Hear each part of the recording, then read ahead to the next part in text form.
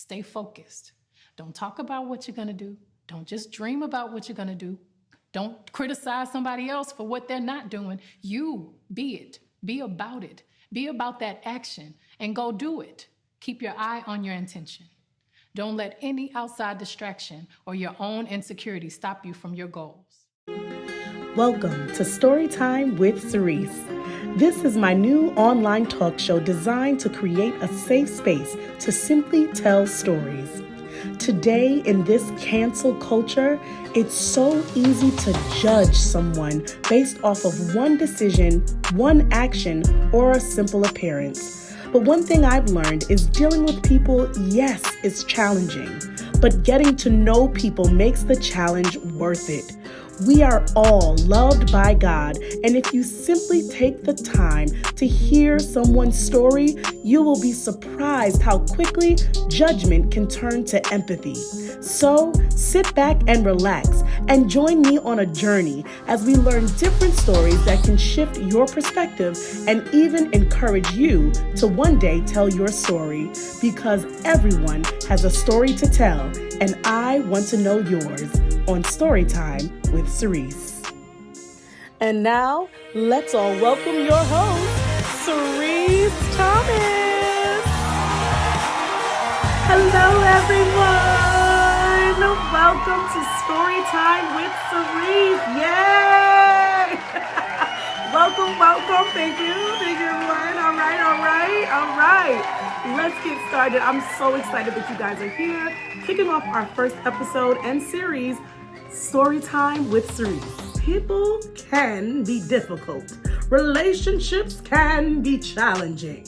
And this is why I came up with Storytime with Sirece, because I've learned in my own personal journey to love people truly the way God would like me to love people, is to know their story, to really get into it, to understand the context and the background of who this person is. Because I learned that with myself. I learned that, I've got a story. Sometimes you just feel like, well, nothing crazy happened to me. I didn't overcome this, or I didn't, you don't feel like your story matches up to maybe some things that you've heard, but everybody has a story, honey. And once I accepted my own story, I even learned how to truly love myself, and didn't even realize that until I accepted the fact that I have many, many stories, that I really wouldn't be able to embrace the fullness of who I am. And learning that about myself, I said, well, if I can learn to love myself, I can learn to love other people. And I have to apply the same method. I've got to know their story. So this is why I came up with Storytime with Sirece, literally because it's my journey, and it's my personal journey as I embark on just learning to engage with people and not shut the world out. Right? Because it's so easy to do that. So we are starting with a series called Grief. And in episode 1, I am actually going to be sharing my story. So sit back and relax as we get into this. And I hope that you enjoy. I hope that you can take something away from this. And I am super excited that you are starting this with me. And hopefully one day I can hear your story too. So we're talking about grief, right? And a lot of times when you think of grief, you think of the loss of a loved one, which is obviously true. But for me and my story today, I'm talking about the loss of something you love. It could be a lifestyle, a way of thinking, a habit. And, losing habits, you don't always have to necessarily lose bad habits to grieve them. You can have habits that were productive in one season but are now completely unproductive in another season, and you're kind of grieving that. You know what I'm saying? So I'm going to get a little bit into my story. So like I said in the beginning, people can be difficult, but when you start to hear someone's story, I've learned that people are actually fascinating. People are resilient. People are strong.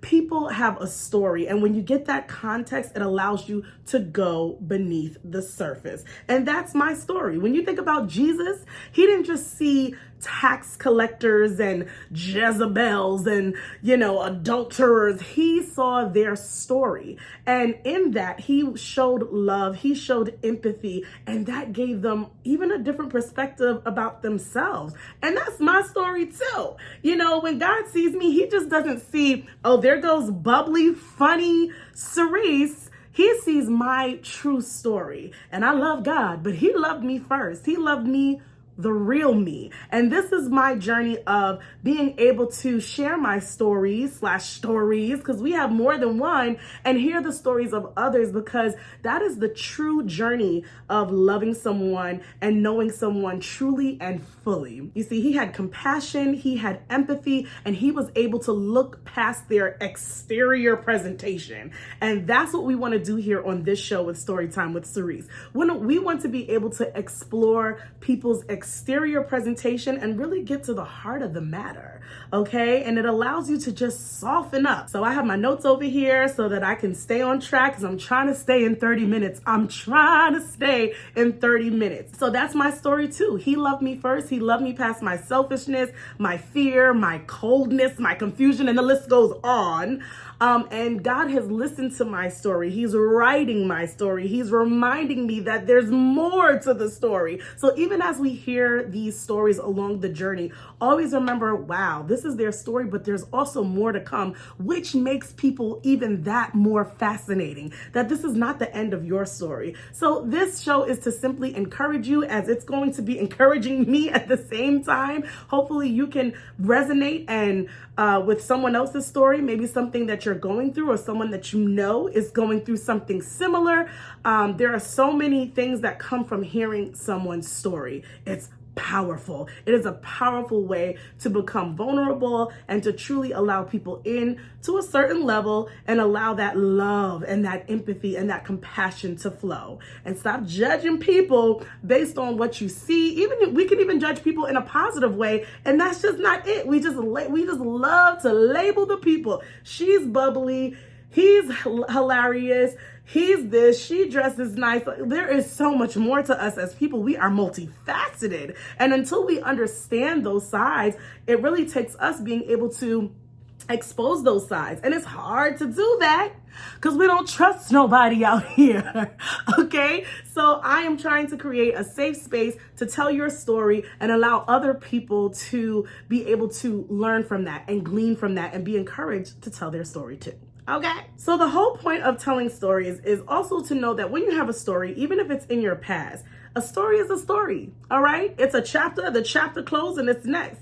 The issue is that some people become that chapter, and they've got many more to come, and we hold people in that chapter. You know what I'm saying? And it's just not fair, because ain't nobody holding you in your chapter. The whole point is to embrace that story, embrace that chapter. What did you learn from that chapter? How did you become who you are today? And what are you looking forward in the next chapter? You know what I'm saying? So that's the whole point about stories, not to allow that story to define the title of the cover of your book, but just to share the chapter. So we're going to be sharing chapters of different people's stories so that we can also be able to see those things in a way that is empowering to move on to the next. So like I said earlier, we are starting this talk show off with a series called Grief, okay?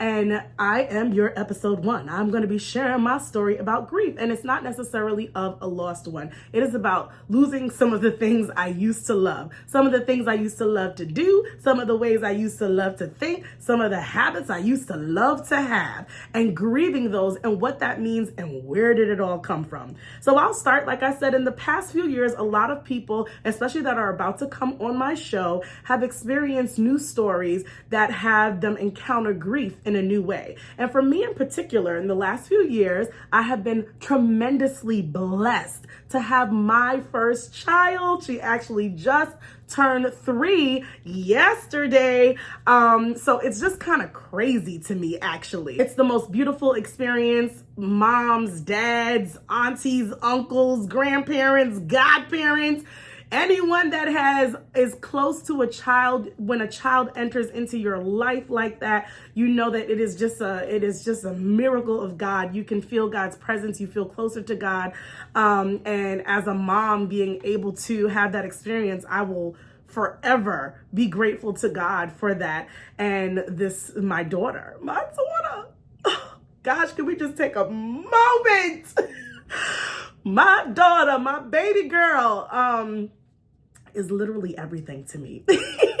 She is literally everything to me. As a new mom, right? I don't even know if can I call myself that anymore? No, right? When can you stop calling yourself a new mom or a new dad? I'm not sure, but I'm gonna say new so that I can keep that grace. I need new grace because I'm still learning, and I guess we still learn until they're when? How old, right? I don't know. But as a new mom at the time, I gave birth in 2021. And let me tell you, child, you know me. If you know me, you know that I was doing everything to prepare for parenthood. I was driving Daniel crazy, okay? I don't even know where it is. I got that 500-page book, that newborn book. Child, I never looked at it. I didn't even read the back, okay? I prepared her room. I got the bassinet. I got the clothes, the socks, the little gloves so she doesn't scratch her face. I got cream just in case she scratched her face. Like, I was prepared. Now, I hear people say you can't really prepare for your first child. I hear it. I heard it. Listen, okay, I gave birth to her. I remember some of you saw the pictures when I got a C-section and I saw her, and you could just see, I was on my back and you could just see the tear rolling down just sliding down my eye. I was overwhelmed with joy. That was a feeling, that was a new feeling for me, all right? And it was overwhelming. It was the most overwhelming joy I've ever felt laying eyes on her. It felt, look, I know it sounds like I'm exaggerating, but if you know, you know. Okay? For me and Daniel, it was extremely overwhelming. And so I remember them placing her on me, and we started doing skin to skin.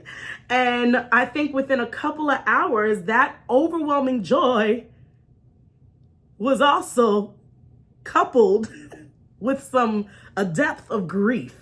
I'm gonna just be honest. Within hours, within days, within weeks, it was just like everything was different. And I knew that was gonna happen, but everybody's different. Every birth, every child, however you get your child is different.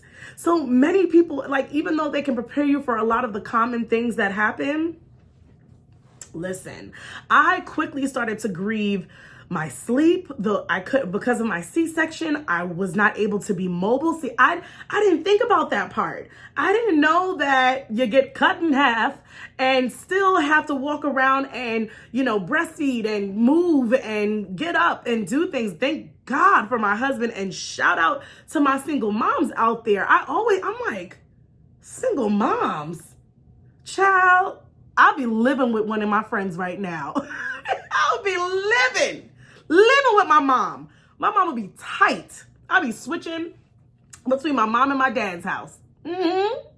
Because, oh my goodness, right? So I started to immediately grieve things. That overwhelming joy never left. And that's the thing about grief. It'll come up in the midst, no matter what the circumstances is. And you have to learn how to navigate that grief, even through times of joy. And that is the hard part, because what the grief wants to do is consume you so that you can't even experience anything else.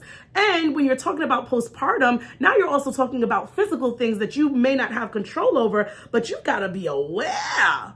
Postpartum depression, to this day, I'm just like, I think I experienced it, but I couldn't put my finger on it. And most likely, if you were experiencing it wasn't like I was the typical symptoms like sadness and crying, but there was this level of grief. So, and I dealt with that for some time. And honestly, I still do. There are times when it just gets overwhelming. Now I have a toddler, and she's talking back to me. And so there is this I'm even grieving when she was a newborn. And it's crazy because when she's a newborn, I'm just like, oh my gosh, I can't wait until she speaks and she talks and she moves. And now she's speaking, talking, moving, and moving me on out the way. And I'm like grieving. Oh my gosh, remember when we used to just be able to put her in the bed and she would just go to sleep, and now she's climbing out the crib and wreaking havoc. You know what I'm saying? So it's like grief can be continual. So my life changed completely. Everything I could do when I didn't have a kid, I had to relearn. I had to relearn my time. I had to relearn my self-care. I had to relearn not feeling guilty when I was giving myself self-care, my sleep, my work, my passions, everything. So there was this level of, whoa, I didn't expect for me to have to change and maneuver and figure this out and still apply myself here. And to be honest, I felt like the pressure was on in a whole different way. You know what I'm saying? Like, one thing to be passionate about doing this, but now I'm just like, I'm responsible for someone. So it just hit different, you know? And this actually reminded me of my first experience with a level of grief that did not involve a lost one. Was marriage. This was another thing that hit me left field. Now, let me be clear here. My honeymoon phase lasted, honestly, for like years. I'm not gonna lie. Like our first, like 1 to 3 years, I would be like, every day I saw my husband, I was just like, thank you, God. Just his character, like everything was the same. Like I was always nervous to wake up after marriage and be like, man, you lied. You know what I'm saying? But no, Daniel, he is still the same guy that I met in 2008. He is a consistent, gentleman, hardworking, persistent man of God. And I was feeling the results of being tied to a man like that. I felt it. I felt secure. I felt confident. I felt safe. I felt things that I've never felt before in a relationship. And so that was like the honeymoon for me. I was loving all of it. But as things started to settle down, right?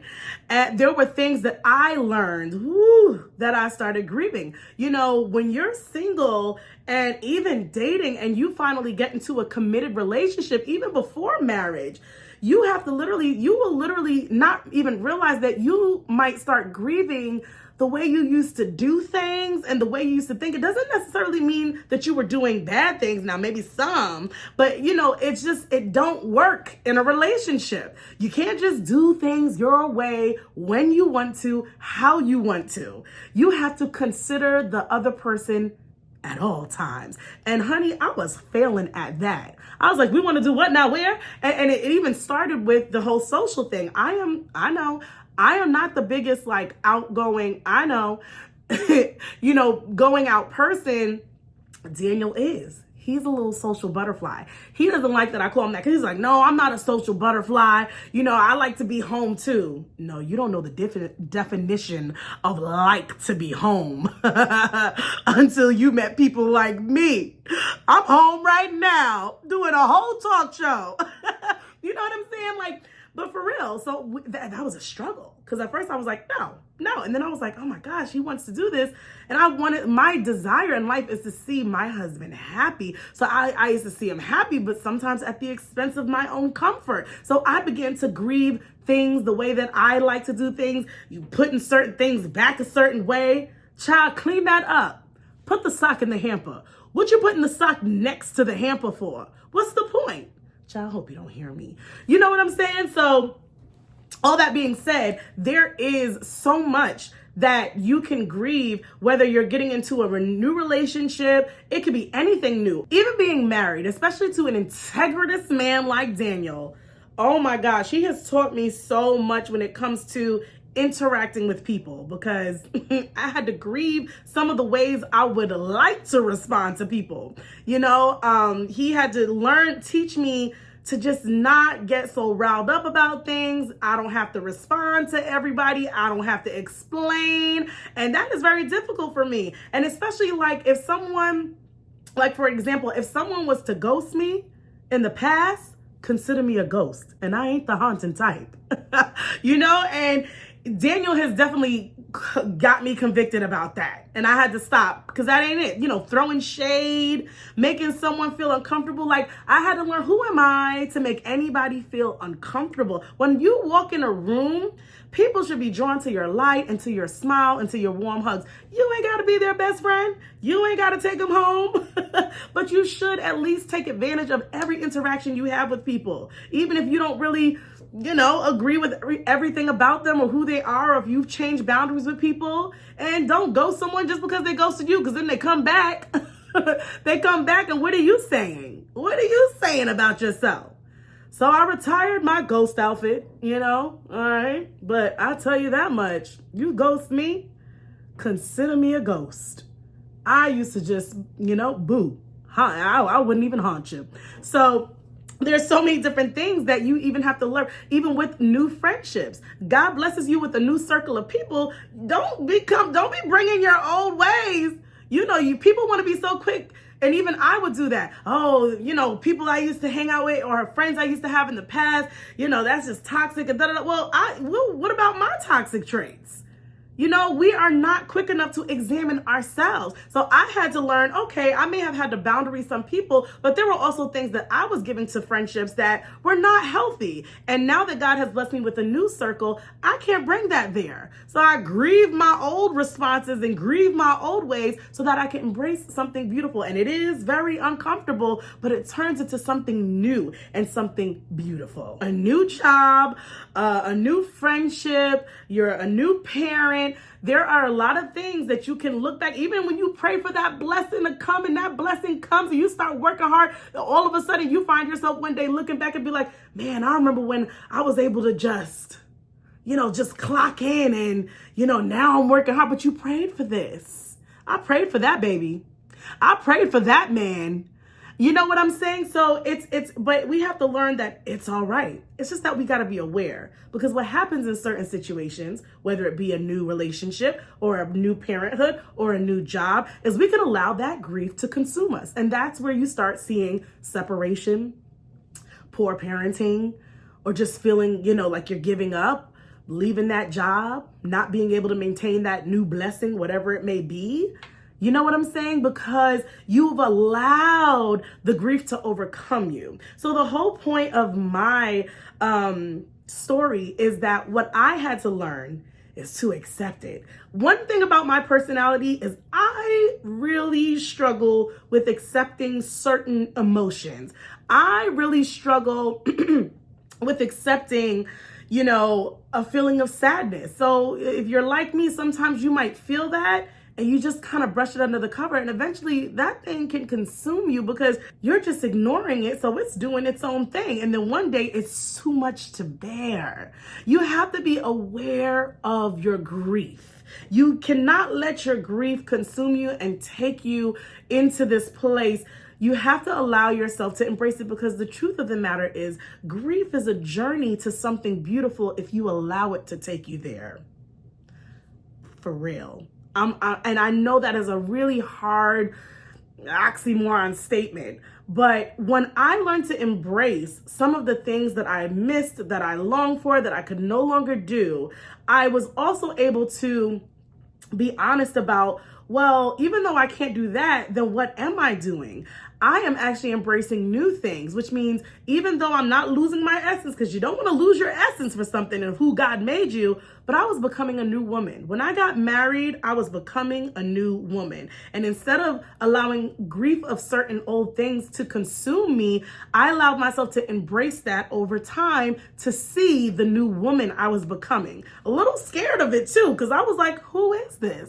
I've only known Sirece Persia Dugard, but this Sirece Persia Thomas, this, and I love her. I love her. And same thing as a mom. So I had to learn how to embrace, well, who am I becoming? What is this new feeling? What kind of woman? What's the next level of my essence? What's this next chapter saying about me? And once you begin to embrace that, it is beautiful. Is it always comfortable? No. Is it always easy? Absolutely not. You know what I'm saying? But it is always worth it. It is always worth allowing yourself to embrace whatever that new season is bringing you. It's just like the word says, you can't put new wine into old wineskins or it'll just burst apart. It's the same thing. You may grieve like, oh man, I used to kill it with them old wineskins or whatever it is. I used to love doing that. I used to love being able to sit down my time and I would do this and I would do this. Even with people, sometimes new seasons, you have to shed off old relationships. And that can be hard because sometimes it's not even anything that they've done completely, but you realize it's not serving you on a certain level. That doesn't mean stop loving them, but that means you have to now create new boundaries. And that can be difficult, especially when you love someone so much. You know what I'm saying? And it is hard, but you cannot operate with those old wineskins. So it's the same thing. You cannot allow the grief of some of your past habits, lifestyle, and way of thinking get you to be consumed where you're missing the blessing and you're no longer embracing a new habit, a new way of thinking, and a new opportunity to see yourself growing into the person that God has called you to be. It's huge. It's much bigger than that chapter. Don't allow yourself to be consumed. And grief wants to do is it wants to keep you in chapter 2. It doesn't want you to see chapter 3, 4, 5, 6, 7, and so on. It wants to keep you right there. But in order to do that, and it, again, from what I've heard, I know that, and what I'm dealing with, and again, this is my story about grief. I'm not necessarily talking about the loss of a loved one, but even in that, I've heard that grief stays with you. Grief stays with you. And the word grief sounds negative, but it's not. And that's something I had to say to myself. It just means I miss it. And that's okay. I miss him. I miss her. I miss them. I miss that. And that's okay. But along with me missing that, I don't want to get consumed. I want to be able to say, that was a wonderful time. I remember when I could just take a nap. I remember when I could just sleep in to 8 a.m. Remember those days? I remember I could sleep through the night. Now she's climbing out the crib. She just came into our room at 2 o'clock in the morning. She doesn't do that every night. But I didn't get back to sleep till 4 a.m. And then we're up at 7, maybe 6. It's all right. Because now I'm like, I love getting up earlier. What did I say? The early bird gets the worm. I was going to say the early worm gets the bird. And then I was just like, well, how does that worm get up there? And is he going like this and beckoning to the bird child? I really struggle with repeating things like that. The early bird gets the worm. So I've been loving this new up early because it allows me to get ahead. I mean, I am a morning person, but I'm not going to lie. As when I became a mom, I started like leaning and grabbing to any minute I could get. So sometimes, if she's sleeping late, I'm sleeping late. But now I'm just like, I love it. So you learn to embrace the things that you necessarily probably wouldn't have embraced on your own in that old season. But in this new season, with that new job or that new baby or that new relationship or that new friendship or whatever it is, you are able to embrace new things that make you better, that make you more resilient, that give you more strength. And that is what I mean about grief being a journey to something beautiful. But just stay the course. Don't stay in chapter 2. See what's coming, and you will learn to manage that grief and allow yourself to embrace the beautiful. So marriage and parenthood, it was surfacing things that I've never seen in myself. And it wanted me to say, oh, this is not me. This is not me. But the truth of the matter is God was just growing me up. And he was like, oh, I know that's not you yet, but I need you to embrace some things so that you can see some things, so that you could grow some things. And I know you're grieving some things, but I need you to not get consumed. And there were many times where I got consumed by grief, by my past thinking, my past actions, my past habits. And God is like, you're not gonna, and sometimes I'll say, God, help me get out of this funk, get out of this rut, whatever this is. He's like, I know, I wanna help you get out, but you gotta stop focusing on the past and see what I have for you. That's why I'm like, that's why the Bible says focus on things that are good and noble and true, because I'm just out here giving my joy away to grief, one thing at a time. Come on. What does the enemy come to do? Steal it. Steal it all, you know? And we have to really be aware. If you're not aware, you will find yourself fully depleted and not knowing how to reignite that flame, because you are so consumed and unable to start saying, okay, this is gonna be a little uncomfortable, but it's gonna get me out and it's eventually gonna be beautiful. So I wanna encourage you today. I hope you receive something from my story. Grief is not the end emotion. Grief is not the last chapter in your story. It sure is not in mine, you know? And I know that we all have to deal with a lifetime of grief for many different things.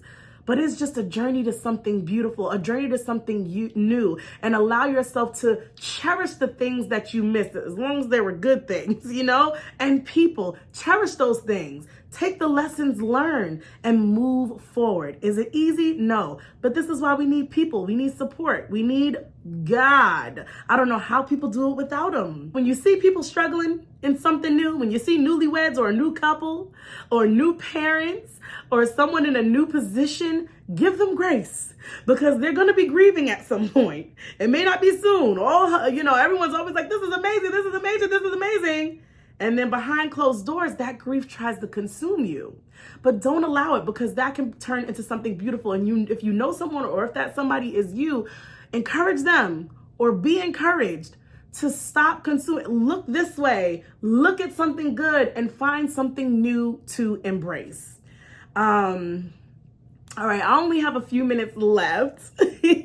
So everyone has a story, and this is why I cannot wait to hear all of the different stories that are going to come through Story Times with Sirece on this talk show, this virtual talk show. And I'm super excited about it, and I'm super excited about this journey that God has specifically directed me to. And I want to leave you with this one thing.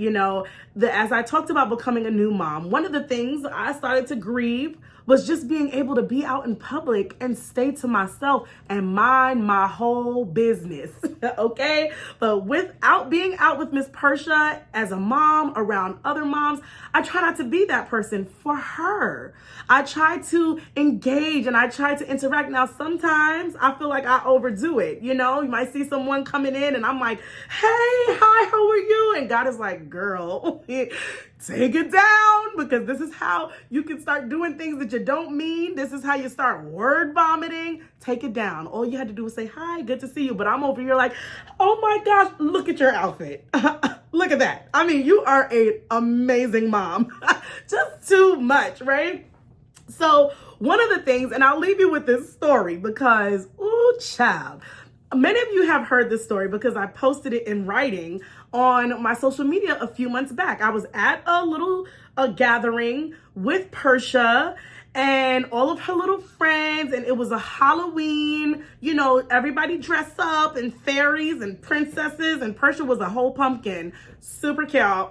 And a mom and her daughter start coming in, and I'm going hard. I'm like, oh my gosh, look at her. She has on her green princess dress. So for some of you, when I say green princess dress, who you think we talking about, right? I know. Yes, this is the story. This is where I'm going. So the little girl comes in. She looks so cute, so beautiful. I said, oh my gosh, look at you, Miss Princess Tiana.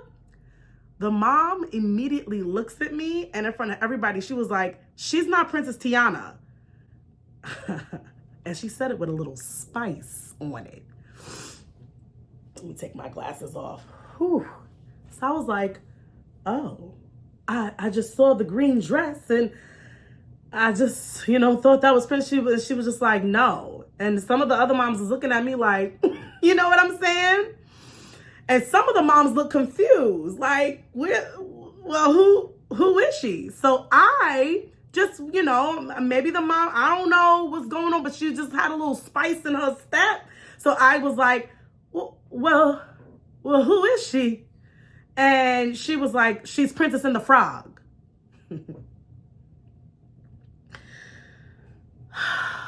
Now, Daniel was standing next to me.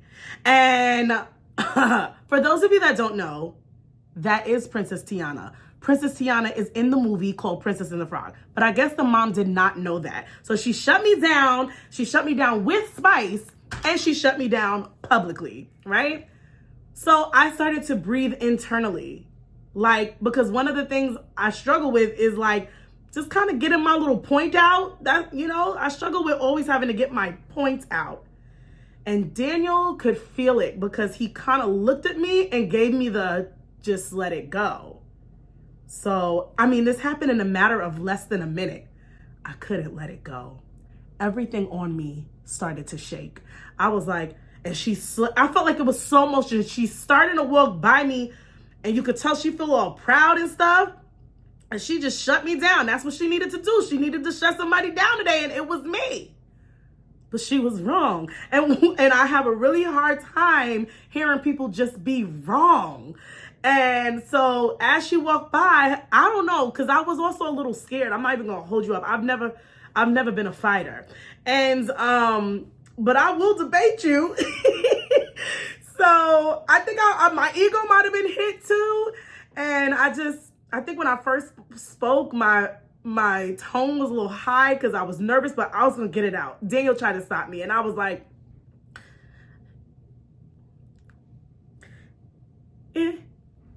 isn't Princess Tiana in Princess and the Frog? I tried to sound not rude. I tried not to be rude. I was like, isn't Princess Tiana in Princess and the Frog? No, she's not. And she kind of looked at me. She was even more. I know that the fact that I battled her and she was already walking away, she kind of looked back because she already passed me a little bit. And she was just like, oh, well, I don't know. Probably I don't even watch movies. I was like, wow. Now, I don't know this mother from Get. You know what I'm saying? But what did I say in the beginning? It is so easy. And I started to judge another person based on one thing they say or do or appear to be. Right? I felt sorry for the baby girl. I said, your mama don't even know that you out here being a beautiful black princess on top of that. But as soon as she was like, something in me literally said, she's got a story and I don't know it. And I could just roll my eyes and look at the other moms like, you hear this? She don't even know that. I could have, right? But I literally heard she has a story. And in that quick moment, I got empathy, compassion. I'm already outside of my grief by communicating in this social atmosphere, okay? And I said to her, no, you're right. I don't have time to go to movies anymore either. And she looked back at me and her whole face changed. Because I didn't share the rest of the story on social media with you guys. But she looked back at me and it's like she melted. I'm telling you, people are walking around here with masks and they are frozen and they are stoic. But if you just take a moment before I could even hear her story, I just related and said, girl, you are right. Ain't nobody got time to go see no movies with these kids, which is a fact. Scheduling a movie appointment is like scheduling for a dentist appointment. Because you know how the dentist has never got any spots open. Now I gotta figure out when we can see the movie and who's gonna watch Persia. So anyways, the whole point, see, that's a little grief right there. But her whole face changed. She warmed up and she laughed. She was like, and throughout the rest of that event, anytime I saw her, she was like, hee hee. And I was like, hee hee. You know what I'm saying? So look, I may never see her again. But the point is, even not knowing her story, but knowing she has a story, gave me empathy and compassion for her daughter, her story. And it opens me up that if ever she saw me again or needed to reach out to me, she knew she could. Because I didn't shut down. I didn't respond with the same energy. I see those little statements out there that says, I'm on whatever energy you on. That ain't it. It just ain't it. This is why we're becoming the type of people we're becoming today, because we're just mimicking whatever people are giving us. We're trying to hold on to our egos. We're trying to cancel people. We're shutting people down instead of learning how to love people where they are, put up healthy boundaries, and move on and understand that everybody has a story. So I hope you guys enjoyed episode 1 of Storytime with Sirece. I can't wait to see you back here next week with episode 2 because I have a very special guest and we are going to continue the series of grief with Storytime with Sirece, episode 2. You guys have a wonderful weekend. Make sure to be on my YouTube channel to subscribe, share if you liked it. Love you guys so much and thanks so much for supporting. Bye.